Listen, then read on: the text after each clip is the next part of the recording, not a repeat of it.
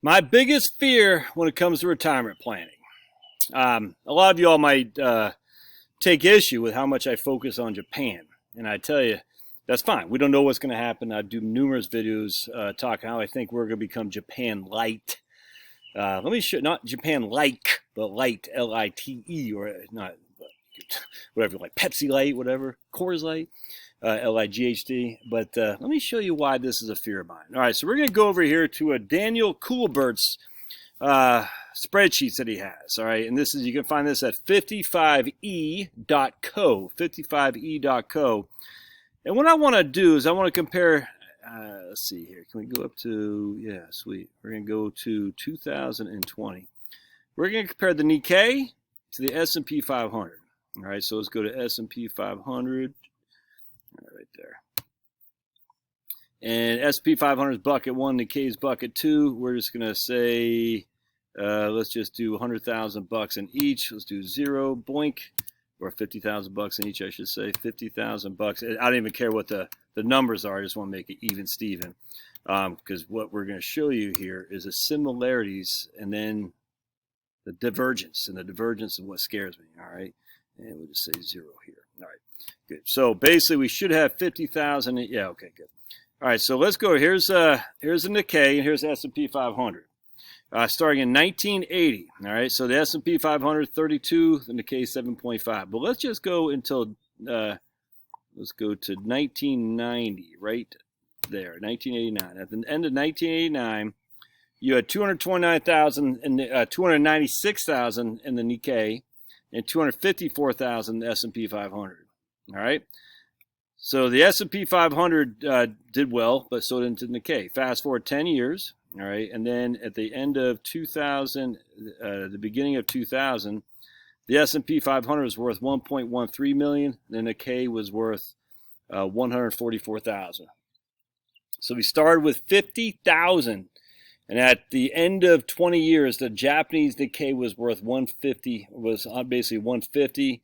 And the S&P 500 is worth 1.3 million. All right, fast forward until 2010, or I guess we'll say 2009. And you can see here, the Nikkei is down to 80,000. The S&P 500 is still at 1.2 million. So the S&P 500 over that decade lost a little bit. The Nikkei is just getting killed. All right, so where I'm going with this. All right, so let's go back to 1990. So we showed you from 1980 to 1990, all was good in Japan and all was good in the United States. Let's go back to 1990. All right. And no, you don't. You call growling. No, sorry, Bob. No. You growly McGee. I'm actually putting a trellis together. I got to get some freaking brackets. I got to run the store to get those. All right. So now let's go to 1990. All right. We start with a 50,000 S&P 500. By the end of I wish I could do like this. At the end of 1999, we got 268,000 S&P 500, and we got only 24,000 in the Nikkei. All right. What happens next? We go to 2009. And this is without taking any money out either, by the way. S&P 500 is at 243, and the Nikkei is at 13,000. So for those 20 years, man, you just got smoked in the S&P, the Nikkei. S&P 500 did not. Now here's what's interesting. Fast forward the last 10 years. Look at that. So from the 2010 onward, 243,000. Now the S&P 500 is worth 1.024 million. So watch this. 27. This isn't. So I'm going to show you something. 2009, 27, 2010, 15, 2, 16, 32, 14, 1, 12, 22, -4, 31, 18.4. That's the S&P 500 going back to 2009. So what's that? How many years is that? 12? All right. The Japanese Nikkei had 2 good years. Not that 3 good years, but well, some good years, but still not much because you got some serious down years. -11, -42, -3, -17, -12. Where am I going with this? Well, I want to so remember what we just showed you. So from 2009 to 2020, the S&P has had only 1 down year. It was less than 5%. Huh. Let's go back to 1980. We're not done here yet. And let's see what the S&P 5 indicate. 1980, 7.5, 8, 4, 25, 17, 13, 44, 15, 40, 29. Similar to what we're going through now, is it not? Huge returns. Oh, but Josh, that's nothing. Anything can happen. All right, let's take a look. So here's the Nikkei. And you can see at the end of 1989, it was at 34,000, and now the Nikkei at the end of 2020. This is according to the Federal Reserve of St. Louis, or Fred. The Nikkei is at 22. So the Nikkei is still a third off what it was 30 years ago, my friends. 30 years ago. That's Nikkei. We already talked about that. So you got smoked in Nikkei. No other way around that. You got smoked. All right, let's see what central government debt, percent of debt to GDP. So the Nikkei, or the Japanese, is in blue. All right.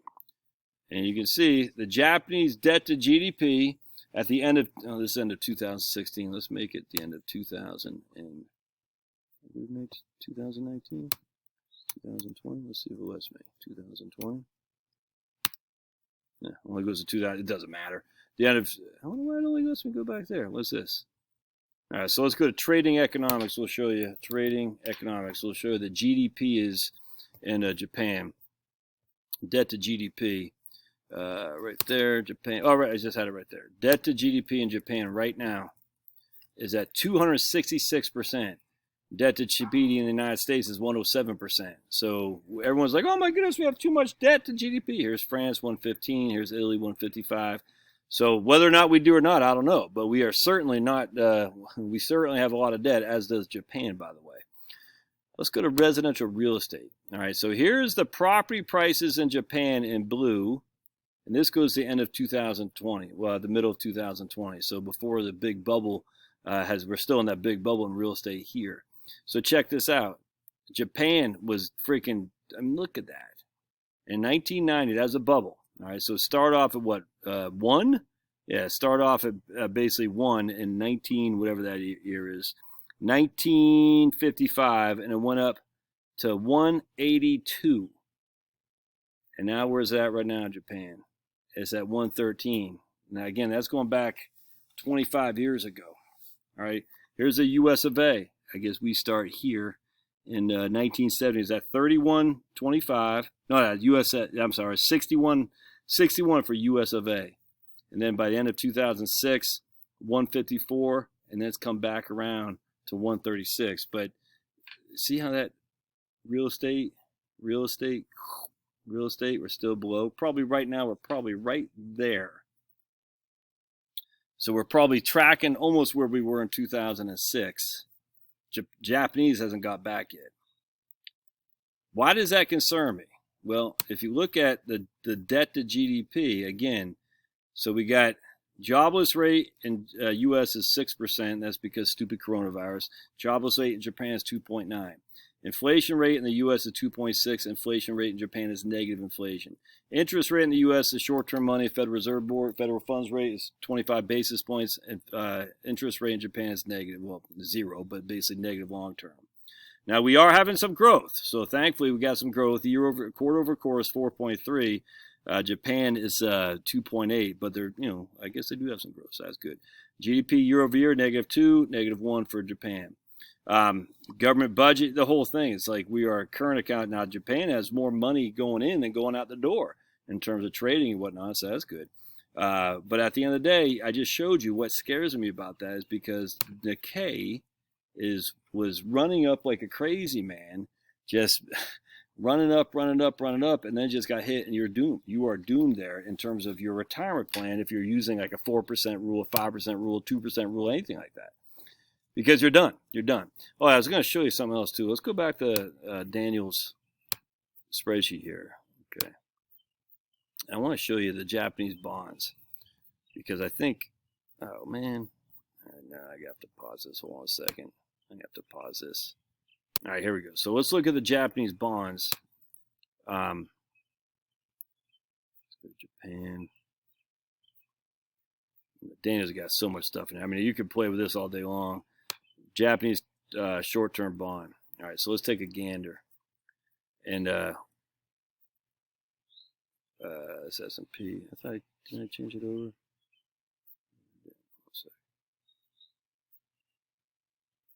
Did I change it over? Japanese short-term bond. Yeah. I did not upload yet. Oh, here we go. So here's a Japanese short-term bond. So if we go to, let's go to start in 1990 right here. So the Nikkei was getting crushed. You don't want to be in a 4% bond. That's what people said in 1989 Nikkei. And then Nikkei got crushed. 4, 5, 6, 4, 5, 4, 3, 1, 1. Oh, that's no good. Well, it's certainly a whole lot better than getting crushed. And here's the Japanese bond right here, D. And here's the Nikkei, I. Look at that. 0, 3, negative, 0 point, that's 30 bips, 10 bips, basis points. Nothing. But as opposed to negative, negative, negative, huge positive, negative, negative, negative. You're not overcoming that, my friends. You're not overcoming that. Your butt is done. Your butt is done. That's all there is to it. So if we took $100,000 in Nikkei, we're going to put nothing in the Japanese bond, and we're going to take 5% a year. We'll just say 4% a year for the 4% rule. And we're going to start in 1990. Because this is what I'm saying. This is what concerns me about retirement planning. I got to get one of my kids off the bus here in just a sec. All right, so this is Nikkei right here.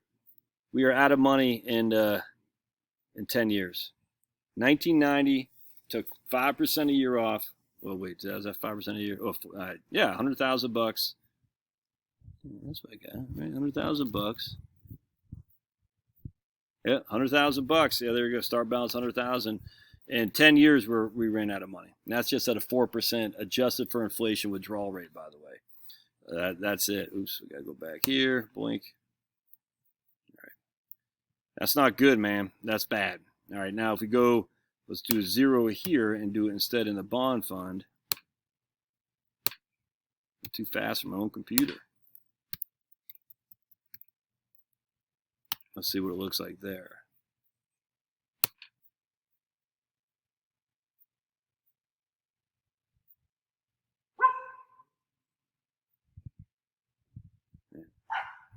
I guess because I'm outside, the Wi-Fi isn't quite kicking on as well as quick as it should be.